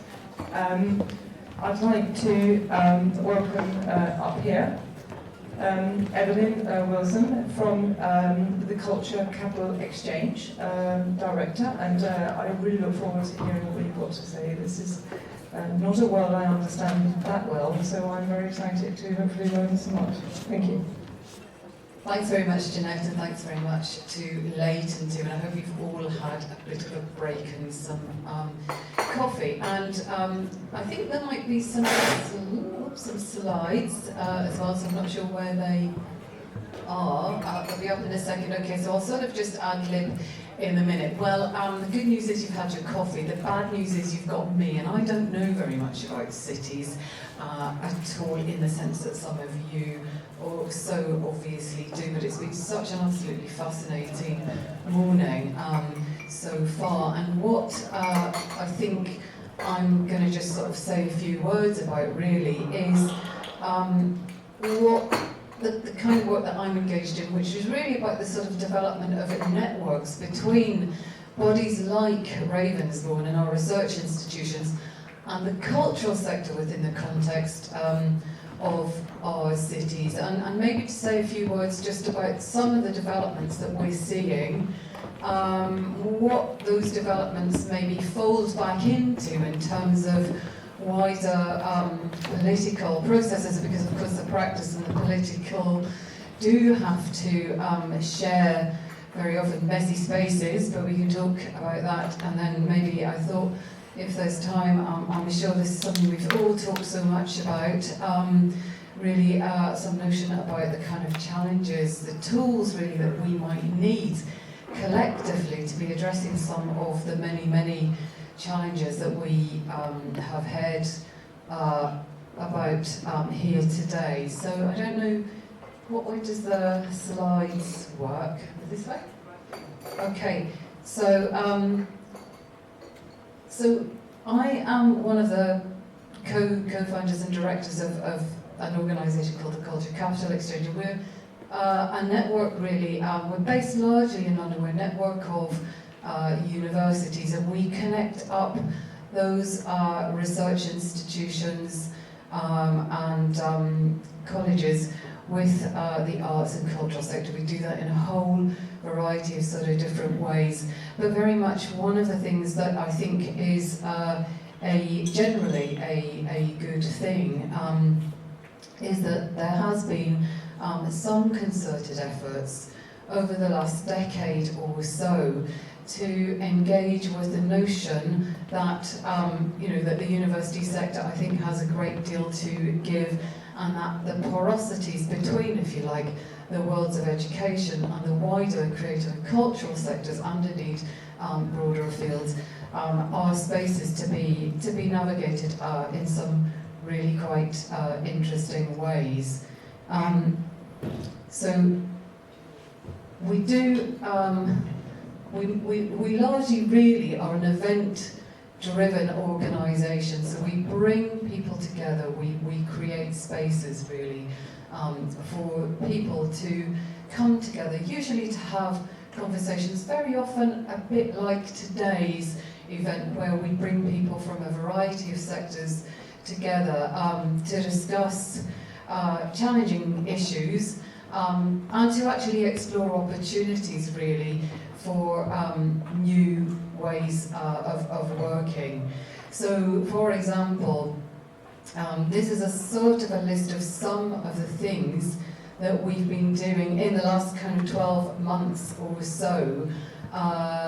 As you'll see there, a lot of our event really focuses on things like sort of data within the arts, notions of sound and vision, where we would bring together typically researchers from a whole variety of disciplines with people from the sector to look at development of partnerships in new ways. One of the things that I think seems to be coming through greatly at the minute in terms of culture and in terms of the work that our arts and cultural communities kind of deeply engaged in is issues in and around the environment, and indeed as well within our research community. And that's driving work such as that there, just on arts, notions of arts really, and this relatively newish notion of the Anthropocene. A lot, I think there's a big desire within our research community, but also within the arts, to get out there, to get beyond the actual buildings themselves, to be out in the space of our cities. And one of the things that we do every year or so is walking the city. It tends to be a weekend. We get a lot of people together, researchers and other people, to walk, debate, to kind of take the city over in really very interesting kinds of ways. And I put this slide up because I thought it was quite prescient really. This was obviously before the referendum last year, and Andreas Skortis from the Performing Architectures at Royal Central came up and devised this particular walk. And one of the things that's quite interesting, I think, about this, and we, as you'll see there, we were doing this on Millennium Bridge, was just the way in which I think sort of we can take very complex ideas very often around notions. In this instance, it's about notions about immigration and mobility, taking that out into public space to provoke new conversations. I think kind of is an interesting thing. And again, similarly, we talked quite a lot this morning really about data, about our increasingly kind of complex relationships with data, and that came out so strongly with Hakan's presentation, but also with others through the day. And again, I think for us creating the spaces in which to really to kind of encourage and support people to understand and get to grips with sometimes quite complex ideas such as GPS in new non-threatening ways is something that we've been doing a fair bit of. Through some of these projects here, Creative Works London and the Exchange in particular, we have been in the last sort of 4 or 5 years funding some funding